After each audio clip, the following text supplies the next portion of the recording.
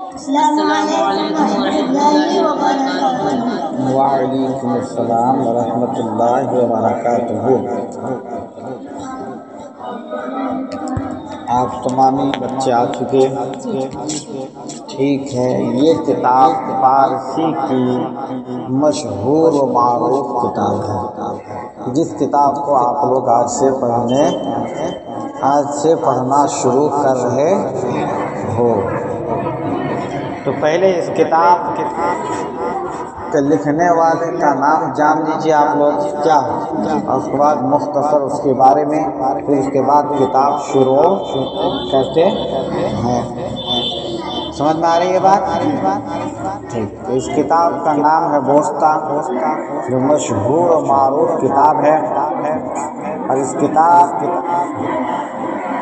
مصنف شیخ شرف الدین سعدی شیرازی رحمۃ اللہ علیہ ہیں۔ اس کتاب کو انہوں نے لکھا ہے۔ ولادت یعنی تاریخ پیدائش تقریباً 589 ہجری، 1184 عیسوی میں آپ کی پیدائش ہوئی، اور وفات یعنی آپ جو انتقال کی کون، اس کتاب کے لکھنے والے مصنف حضرت شیخ شرف الدین سعدی شیرازی رحمۃ اللہ علیہ، تو وفات 691 ہجری اور 1292 عیسوی میں آپ کی وفات ہوئی، یعنی آپ انتقال کیے۔ وعلیکم السلام ورحمۃ اللہ وبرکاتہ۔ سمجھ میں آ رہی ہے بات؟ یہ آپ جان چکے کہ آپ 691 ہجری میں آپ کا وصال ہوا۔ اس اعتبار سے آپ کی عمر 100 سال سے کچھ زائد ہی بنتی ہے، لیکن مشہور یہ ہے کہ آپ نے 120 سال عمر پائی۔ کون؟ شیخ سعدی علیہ رحمۃ اللہ۔ جیسے آپ نے 4 حصوں پر تقسیم کر کے بسر فرمایا، جسے آپ نے 4 پر تقسیم کر کے بسر فرمایا۔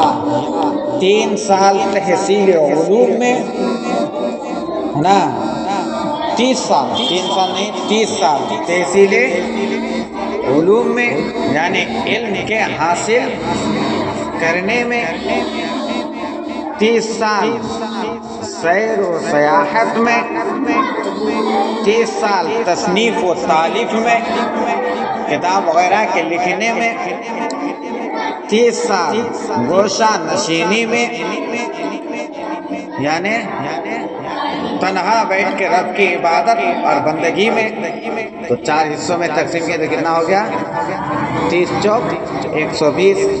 آپ شیراز میں پیدا ہوئے، جو عرصہ دراز تک ایران کا پائے تخت اور علوم و فنون کا مرکز رہا ہے نا۔ آپ کا نام شرف الدین اور لقب مصلح الدین اور تخلص سعدی ہے۔ تخلص کے متعلق مختلف اقوال ہیں۔ آپ نے لکھا ہے کہ آپ کے والد گرامی سعد بن زنگی کے ملازم تھے۔ آپ کے والد گرامی سعد بن زنگی کے ملازم تھے، بدی وجہ یہ تخلص اختیار فرمایا۔ بعد نے کہا کہ آپ کے تعلقات شہزادہ سعد بن ابی بکر سعد زنگی سے نہایت خوشگوار تھے، اسی لیے یہ تخلص اپنایا۔ ممکن ہے کہ تینوں وجوہ مجموعی طور پر تخلص کا سبب ہو، لیکن یہ تخلص علمیت اور لقب پر غلبہ پا گیا کہ اب آپ کی شخصیت اور ذات اسی نام سے جانی پہچانی جاتی ہے۔ تعلیم و تربیت تو آپ کے والد گرامی شیخ عبداللہ رحمۃ اللہ علیہ کے متعلق مشہور ہے کہ وہ شیخ المشائخ اور جو صوفیہ و عارفہ تھے ان میں سے آپ ایک تھے. سمجھ میں آ رہی بات؟ ہاں، آپ بچپن ہی سے شب بیدار اور پابند و صوم و صلاۃ تھے. سمجھ میں آ رہی ہے بات؟ اس کی وجہ والد گرامی کی کڑی نگرانی تھی. یعنی آپ کے والد ماجد آپ کی نگرانی بہت بہترین طرح سے کرتے تھے. ان کے وصال کے بعد والدہ محترمہ کی نگرانی میں، یعنی آپ کی ماں کی نگرانی میں، علوم و فنون کے حصول میں مشغول ہو گئے اور آپ نے علم کو حاصل کیا نہایت ہی بہترین اور اچھے انداز میں. یہ آپ لوگوں نے مصنف کے تعلق سے جانا. کس مصنف کے تعلق سے؟ اس گوستاخ کے لکھنے والے مصنف کے تعلق سے. اب آپ لوگ کتاب کو دیکھیں. سمجھ میں آ رہی ہے بات؟ شروع کرتے ہیں کتاب کو. بسم اللہ الرحمن الرحیم. اللہ کے نام سے شروع جو بڑا مہربان نہایت رحم کرنے والا. سمجھ میں آ رہی ہے بات؟ بنا میں جہاندار جعفری حکیم سخن در زباں آفری. ہے نا؟ خدا کے نام سے شروع کرتا ہوں جو جہاں کو باقی رکھنے والا، جان کو پیدا کرنے والا ہے. سمجھ میں آ رہی ہے بات؟ حکیم سخن در زباں آفری، جو ایسا دانا ہے، جو ایسا حکیم ہے کہ زبان میں قوت گویائی پیدا کرنے والا ہے. سمجھ میں آ رہی ہے بات؟ ہاں، جہاں بمانا دنیا. سمجھ میں آ رہی ہے بات؟ ہلکا ہلکا بیچ بیچ میں ہم ایک الف لفظ کا معنی آپ کو تجزیہ کے طور پر بتاتے جائیں گے. اس کے بعد دوسرے والے شعر کو دیکھیے. خدا بندے بخشندہ دستگیر، کریم خطا بخش کوشش پذیر. جو مالک بخشنے والا مددگار ہے. کیا ہے؟ جو مالک بخشنے والا، بخشندہ بخشنے والا، دستگیر مددگار ہے. کریم خطا بخش کوشش پذیر، جو سخی خطا معاف کرنے والا. کریم بمانا سخی، خطا بمانا غلطی، ہے نا؟ خطا. جو سخی خطا معاف کرنے والا، عذر قبول کرنے والا ہے. وہ کون ذات ہے؟ اللہ رب العزت کی ذات ہے، یعنی رب تبارک و تعالی ہے. عزیز کے حرکت درس شربتا بحری دب کہ شد ہیچ عزت نیاب. ایسا باعزت ہے کہ جس نے اس کے در سے منہ موڑا. کیا کیا؟ ایسا باعزت ہے کہ جس نے اس کے در سے منہ موڑا. پھر جس در پر گیا کچھ عزت نہ پائی. جس نے رب کے در سے منہ کو موڑ لیا، جس در پہ گیا وہ بندہ کسی قسم کی عزت نہ پائی، اس کو کسی قسم کی عزت نہیں ملی. سرے پادشاہان گردن فراز، بدرگاہ او بر زمین نیاز. یہی ہے کیا؟ متکبر، تکبر کرنے والے بادشاہوں کے سر. متکبر بادشاہوں کے سر. سمجھ رہے ہو؟ اس کی بارگاہ میں عاجزی کی زمین پر ہے. عاجزی کی زمین پر ہے. نہ گردن کشا را بغیرت بخور، نہ عذر اورا را براند بجور. سمجھ آ رہی ہے بات؟ متکبروں کی فوری پکڑ نہیں کرتا، ظلم کرنے والے دفع کاروں کرنے والوں کی فوری پکڑ نہیں کرتا ہے، نہ معذرت کرنے والوں کو ظلم سے بھگاتا ہے، نہ معذرت کرنے والوں کو ظلم سے بھگاتا ہے۔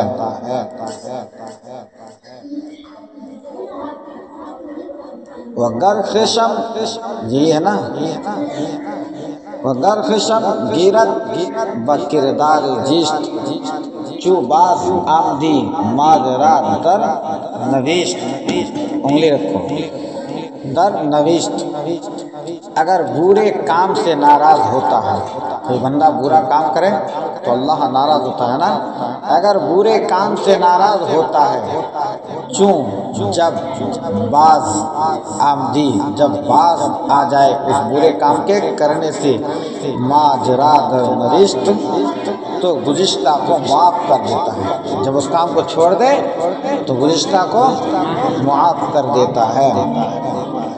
اگر با پیدر جنگ جویت کسے، پیدر بگوما خشم گیرت بسے، اگر کوئی باپ کے ساتھ لڑائی دنگا کرے، اگر کوئی باپ کے ساتھ لڑائی دنگا کرے تو یقیناً باپ بہت ناراض ہوتا ہے، تو یقیناً باپ بہت ناراض ہوتا ہے۔